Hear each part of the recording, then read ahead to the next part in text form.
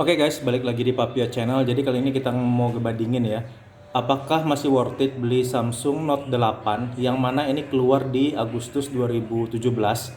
Jadi sekarang umurnya udah 2017, 18, 19, 20, 21. Udah 4 tahun guys umurnya. HP ini umurnya sudah 4 tahun. Dibandingin kita beli HP-HP zaman sekarang nih, kayak A51 ini ya. A51 kan keluaran 2020, 2021, 2020-an ya. Jadi worth it mana guys kira-kira? Kalian lebih pilih beli HP flagship jadul yang usianya sudah 4 tahun atau beli HP yang kelasnya mid atau middle menengah tapi tahunnya lebih kekinian? Oke, kita bahas plus minusnya ya teman-teman ya. Jadi kalau secara desain, tentu desain flagship nggak bisa membohongi ya teman-teman ya. Desain Samsung Note 8 ini walaupun sudah 4 tahun tapi desainnya tetap mewah ya, terkesannya mewah. Ya mewah lah dibandingin HP mid zaman sekarang. Mewahnya pertama dari penggunaan bahannya ya, baik depan maupun belakang itu sama-sama kaca. Beda kalau ini kan bukan kaca. Kalau ini kaca nih teman-teman. Dan keduanya dilapisin dengan Gorilla Glass. Jadi seharusnya lebih anti gores lah dibanding dengan HP ini. Terus dia punya layar yang curve, yang melengkung seperti ini teman-teman.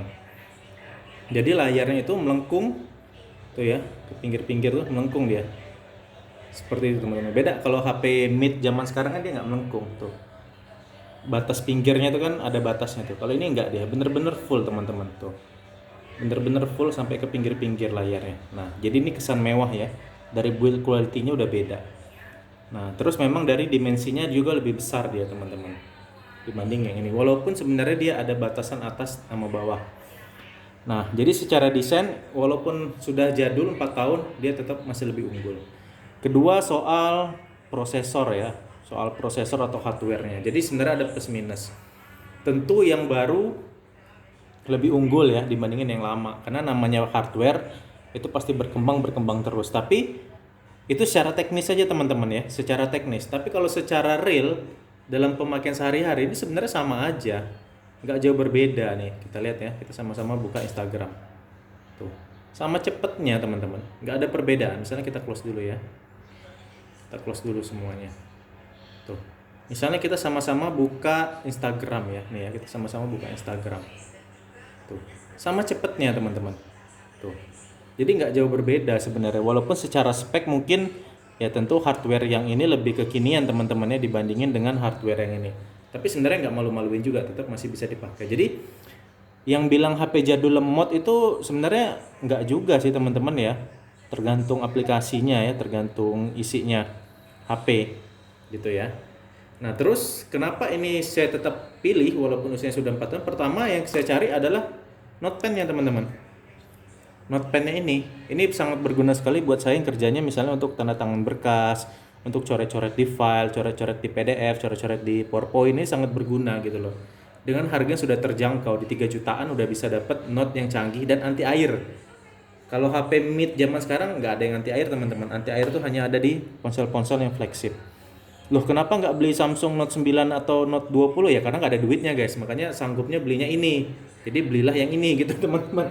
Walaupun HP-nya sudah jadul, yang penting pennya ada gitu. Ini sangat bermanfaat sekali. Soal kamera. Jadi sebenarnya kalau kamera itu memang secara teknologi ketinggalan sih Note 8. Karena ini kamera cuma 2 guys. Kamera 2 ini hanya kamera wide, kamera normal dengan kamera zoom. Kalau HP zaman sekarang minimal kamera 4 ya. Ada yang wide, ada yang makro, ada yang tele, ada yang sensor depth, kan macam-macam ya kalau kamera zaman sekarang. Kalau dulu enggak, cuman lensa standar dengan lensa zoom. Jadi itu keterbatasan ya teman-teman. Jadulnya mulai terasa di situ karena kameranya cuma 2 di belakang. Terus jadulnya lagi,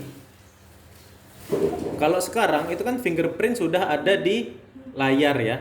Tuh, sudah di layar. Kalau zaman dulu 4 tahun lalu fingerprint masih di sini, teman-teman. Jadi untuk ngebuka ya tetap harus kita gini. Belum ada teknologi di layar. Fingerprint itu ketinggalan. Nah, terus yang ketinggalannya lagi, kalau ponsel zaman sekarang ini kan sudah full ya. Tuh, full, layarnya full. Makanya dia ada tompel di atas. Karena sensor-sensor segala macam dia di balik layarnya. Kalau dulu enggak, teman-teman. Dia masih ada bezelnya tuh. Bagian bawah masih ada bezel, bagian atas masih ada bezel gitu ya. Enggak full semuanya. Nah, ini kelemahan ponsel zaman dulu. Tapi itu balik lagi ke selera ya. Kalau saya pribadi lebih senang model yang seperti ini dibandingin model yang pakai tompel. Karena zaman sekarang HP pakai tompel semua di atasnya, itu secara desain saya agak kurang suka. Saya lebih senang yang seperti ini teman-teman. Itu kelemahannya ya. Terus kelemahannya lagi karena dia sudah terlalu jadul, operating sistemnya mentok di operating system 9 teman-teman. Dia mentoknya di 9. Sekarang kalau HP zaman sekarang, kita lihat ya software information. Tuh, dia cuman Android versi 9. Kalau sebentar. Sedangkan kalau Android zaman sekarang itu softwarenya udah yang terbaru. Tuh, dia udah yang versi 11 tuh ya, Android versi 11. Kalau ini Android versi 9. Dan ini nggak bisa di-upgrade lagi teman-teman. Jadi mentoknya di 9. Sedangkan HP zaman sekarang udah di 11. Nah, ini yang kelemahannya ya. Sudah tertinggal 2 generasi. Tertinggal 4 tahun HP ini udah umurnya. Tapi menurut saya nggak masalah. Karena memang aplikasi-aplikasi yang saya butuhkan sehari-hari kayak YouTube Musik, Tokopedia semuanya masih lancar berjalan di Android 9. Nggak ada masalah teman-teman. Buka Facebook juga masih cepet lancar gitu ya. Buka semuanya juga masih lancar semua teman-teman. Nggak ada yang bermasalah dalam aplikasinya gitu loh. M-Banking juga nggak ada masalah. Jadi walaupun dia Androidnya 9, buat saya nggak jadi masalah karena semua aplikasi yang saya butuhkan itu masih bisa digunakan dan masih cepat, nggak lelet gitu teman-teman ya. Nah, terus kelemahannya lagi, dia baterainya kecil, cuman 3500 mAh. Sedangkan HP-HP zaman sekarang itu baterainya udah 4000-an ya. Nah, zaman dulu mungkin besar ya, tapi kalau di zaman sekarang ini sudah agak ketinggalan zaman. Baterai dengan kapasitas 3000-an itu udah nggak ada lagi zaman sekarang. Semua udah 4000 bahkan 5000 mAh semua baterai-baterai HP zaman sekarang. Ini mungkin agak ketinggalan. Ditambah lagi layarnya besar kan, konsumsi dayanya juga besar. Jadi kesimpulannya, apakah worth it membeli HP Note 8 yang sudah umurnya 4 tahun seperti ini di tahun 2021? Balik lagi ke kebutuhan teman-teman. Jadi kalau kebutuhan kalian seperti saya yang untuk coret-coret dokumen, tanda tangan segala macam, ini sangat worth it dengan harga yang murah. Kalau seandainya belum sanggup beli Note yang terbaru yang keluaran sekarang, ini bisa jadi alternatif yang sangat bagus ya untuk kalian, terutama Note-nya ini. Dan juga secara kamera dia masih bisa bersaing dengan kamera-kamera zaman sekarang ya, walaupun dia cuma ada 2 kamera. Untuk resolusinya masih bagus, masih bisa disandingkan dengan HP zaman sekarang teman-teman. Dan juga karena dia HP flagship, itu dia ada OIS, Optical Image Stabilization. Jadi lensanya ini bisa bergerak teman-teman. Lensanya ini bergerak untuk menstabilkan gambar.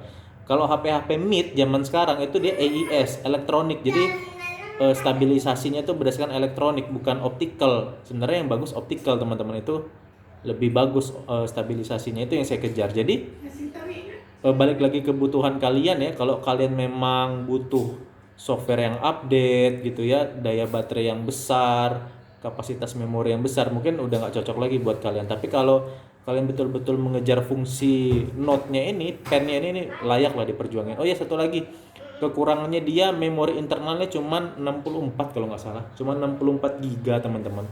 Beda kayak HP sekarang yang kapasitas internal HP-nya tuh udah besar ya, jadi nggak perlu beli memory card lagi. Kalau ini kita harus tambahin beli memory card sendiri gitu, karena internalnya udah sangat kecil banget untuk zaman sekarang. Oke, gitu aja teman-teman ya. Worth it enggaknya tergantung ke kebutuhan. Kalau buat saya sangat worth it karena saya ngejar pen-nya dengan optical image stabilization-nya, OIS-nya. Ini yang saya kejar sebenarnya. Full pen dengan OIS ini yang saya kejar. Makanya ya saya beli yang HP ini ya, walaupun umurnya udah 4 tahun. Dengan kelemahan-kelemahan seperti baterai, software yang nggak up to date lagi, memori internalnya kecil, ya itu semua konsekuensi. Oke, gitu aja teman-teman. Semoga bisa memberikan informasi dan manfaat buat kalian semua. Terima kasih sudah menonton Papio Channel.